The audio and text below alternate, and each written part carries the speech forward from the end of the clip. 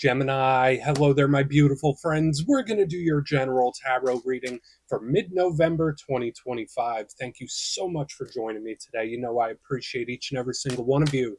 So let's get right down to business as always and start you off with an oracle card here, just so we could dip our toes into energy and see what's happening for the lovely Gemini collective. Hope you're all doing fabulous and fantastic, my friends. Let's get it going here. My guide, spirit team, talk to me. What do we got for these beautiful Geminis in mid-November? What energies, messages, insights can we take a little peek at? And yeah, we're just going to take a real quick look at this first card. Then we'll get into the full reading itself. At the very end, I'll pull you a bonus card from the Shadowland Tarot, just to see who might be in the shadows or what shadow work you can lean into, which is always interesting. But let's get it going here. Let's rock and see what we got for Gemini mid-November. What's the vibe? What's the energy here for my good friends? Please and thank you. There we go. Nice. Okay, so this energy always reminds me of the High Priestess. And just to mention for anyone new, this isn't a tarot deck we're starting off with. It is an oracle. But a lot of the symbolism that's depicted in this card just scream High Priestess energy to me, which can be very good. That's good for anything energetic and spiritual. It's a little hush-hush, though. That's a big thing with this. Now, before we fully dive into it, if you're new here, I'll be speaking about the November subscriber surprise towards the end, so you might want to check that out. And also, if you could kindly illuminate that like button by tapping it right on its third eye, I'd greatly appreciate it. But enough of the promo, back into the reading. Let's talk more in depth about it. So as you can see the image here, we have this older divine feminine figure. She looks strong and powerful. She's in front of a crystal ball that has a key within it. And there's a lockbox right next to her. And when I see that combination of symbolism, to me, it represents that she has the key to some sort of hidden item or hidden knowledge or knowing. And that's a big thing with the High Priestess. She kind of looks like a fortune teller, right? She's going to put me out of a job. So I think it's good. Now, a big thing with the High Priestess is she represents intuition, empathy. So for a lot of Geminis, if you're energy sensitive, that could definitely be heightened in this time. Your intuition could be trying to tell you something about a situation or an individual when this card is here. Watch your dream states. If you do a lot of meditating and prayer and spiritual stuff, watch out for downloads and information that could be coming to you like an aha moment. But the biggest thing with her is secrecy, for better or for worse. Now, sometimes there's something unexpected coming in. I've been seeing it all throughout the zodiac for this week in particular. She's been showing up a lot. So maybe something good is coming in that you're not quite expecting. But again, she also represents being very hush-hush about something. There could be some sort of secrecy. Maybe you're biting your tongue, or maybe there's just some information that eludes you at the moment. But we're just going to put her down right there. She could keep doing her fortune telling. You do your thing over there. Let's get into tarot. And yeah, I always say that first card, it doesn't make or break the reading. It's just a little footnote. So let's get you 3 tarot cards in the upright. Then we'll get into that intuitive juiciness. Shuffle it up one time here for Gemini. What do we got? And while we get this deck shuffled up and ready to go, let's talk about last week's reading. So it was titled, Here It Comes Again. And that fits a theme I've been seeing for you in the past month or so, where there seems to be a lot of energy that seems to be cycling back. So again, whether it's situations, whether it's cycles, whether it's individuals, like there seems to be this continuous cycle that's been showing up in the energy, and it showed up strong last week. So just know that could bleed over for even a couple more weeks. But we're going to see what shows up this week. As you know, energy is very fluid, never set in stone. So only take this how it hits for you, because we could be seeing your vibe or somebody else, right? Let's get it going. 3 cards for Gemini. What do we got in mid-November, please? Nice and quick. There we go. Yeah, and just as I speak about it, it's showing up once again, the 6 of Cups. This has got to be the most popular card in the Zodiac this week, and that happens from time to time, where like I read for all the signs, and there's like 1 or 2 cards that are popping out everywhere. This is one of them, that's for sure. Let's get a couple more here. What do we got? I mean, it could just be a person. All right, we got karmic energy showing up with the 7 of Pentacles. Sitting, waiting on something. Let's wait and see. Let's get another one. What we got here? Okay, thank you. Boom. All right, whoa. All right, that energy picks up really, really quick. Now, for some of you, that's a great thing. For some of you, this is something to just keep an eye on, that's for sure. Now, let's go through. I'll give you some of the classical meanings and archetypes. Then we'll get into that juicy, intuitive stuff. But at first glance, I like to look at the elements. It tells us about the areas of life or how the energy is moving. And we have a pretty good mixture this week, Gemini. I usually like when we have an even distribution and it's not just all one element. So we're starting here with water. That's the realm of feelings and emotions, our emotional well-being. The water represents creativity, abundance. It's like nurturing, loving, caring. It's usually very good for that, and especially for any expression. So whether it's verbal expression, emotional, creative expression, I really like it.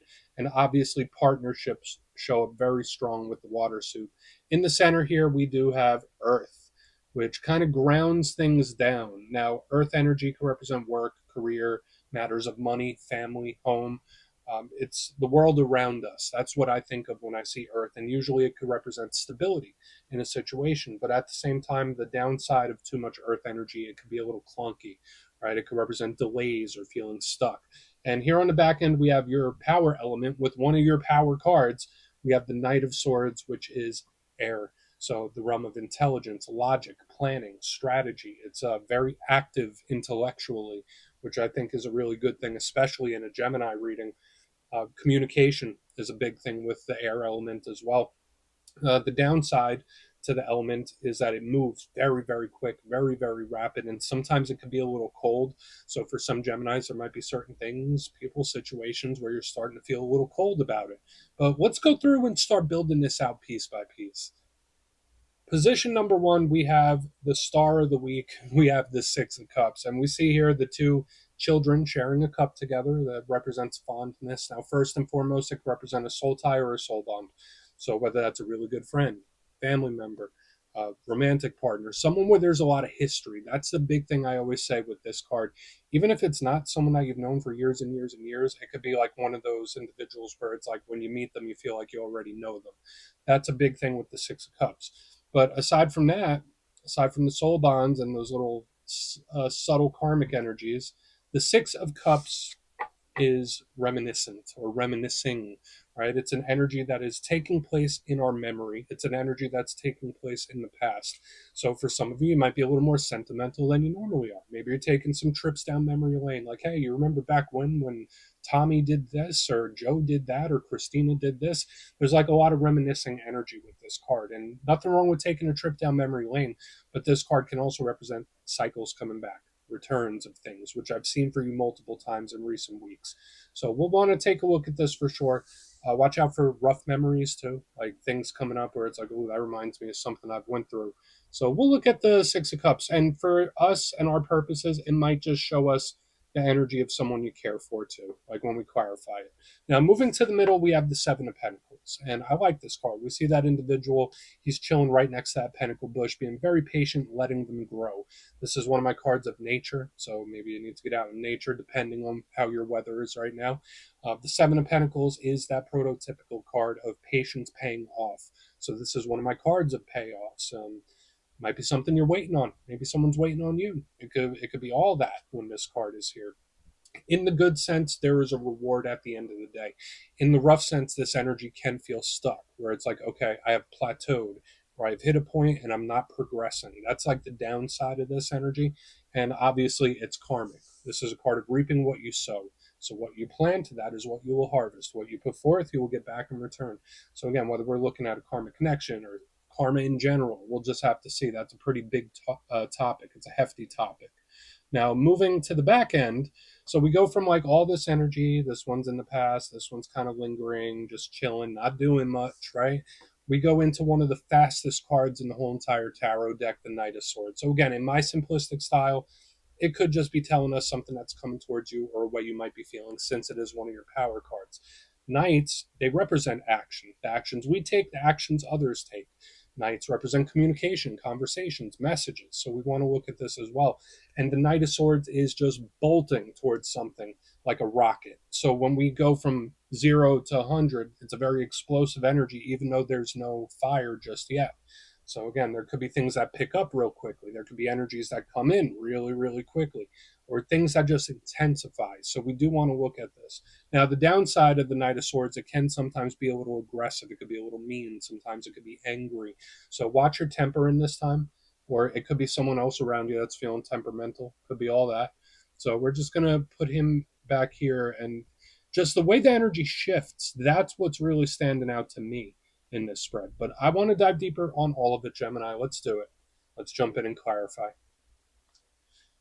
Okay. Oh, all right. The deck is trying to jump out of my hands already.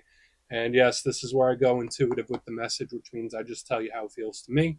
So feel free to do further research or rely on your base knowledge of tarot because, as you know, every single reading is about the reader's interpretation, and I'm just giving you mine. Let's go in on Six of Cups. Oh, and yes, if you're a reader yourself, please feel free to play along. That's why the box is here. If you're feeling any messages you want to give to Gemini, you can drop it in the comments. I don't mind at all. Okay, why is that Six of Cups here, please, for my good friends? Why is the Six of Cups here? Okay, that like came out in reverse. I'll take it though. Not in reverse in that way. Like usually they fall out the bottom of the deck. They like went over my hand. Super unique. Okay, so we have the Two of Swords. Card of mystery. Again, another huge theme I've been seeing throughout the whole entire zodiac: confusion.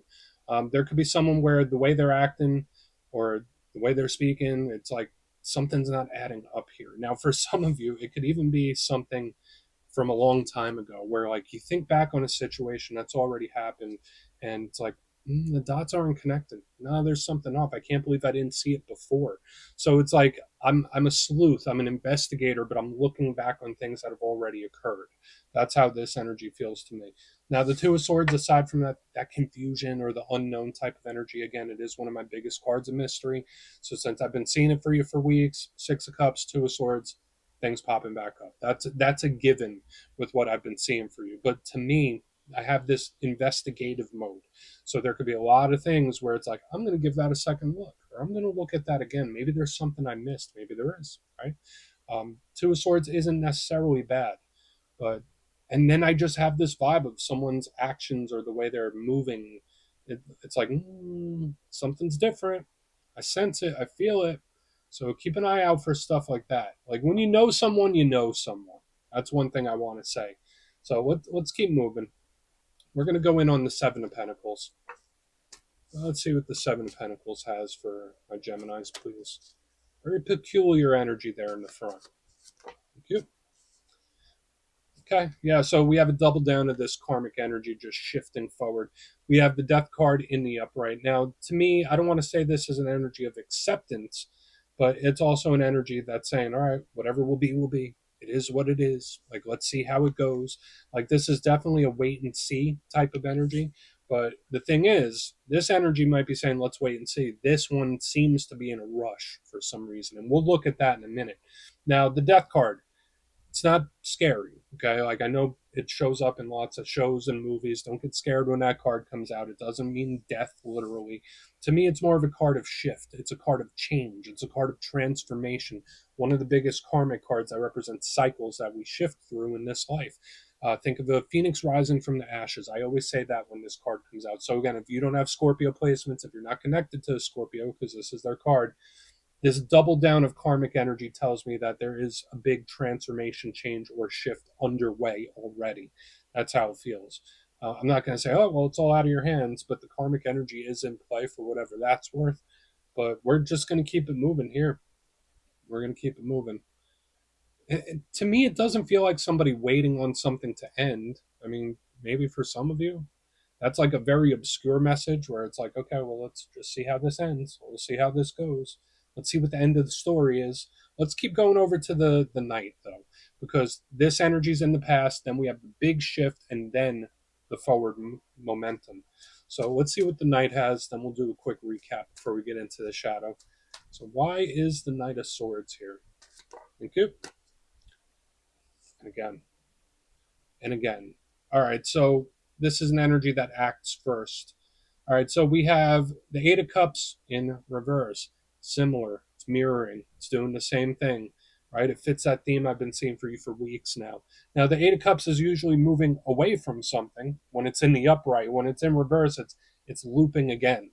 So again, maybe there is something where you just need to put a second set of eyes on it, or after a situation has occurred, when there's some time that passes, then you could look back at it and reanalyze it and see it from a different perspective. That's like an overarching theme I'm seeing here. So for a lot of you, that would be good for any situation. Give it a second set of eyes and see if you pick up anything different. Now, the Eight of Cups in reverse, especially under the Knight of Swords, is an energy where it's like, okay, I'm waiting. I'm not waiting anymore. So to me, this feels like explosive action. Aside from all the stuff I already said, remember I said it acts first.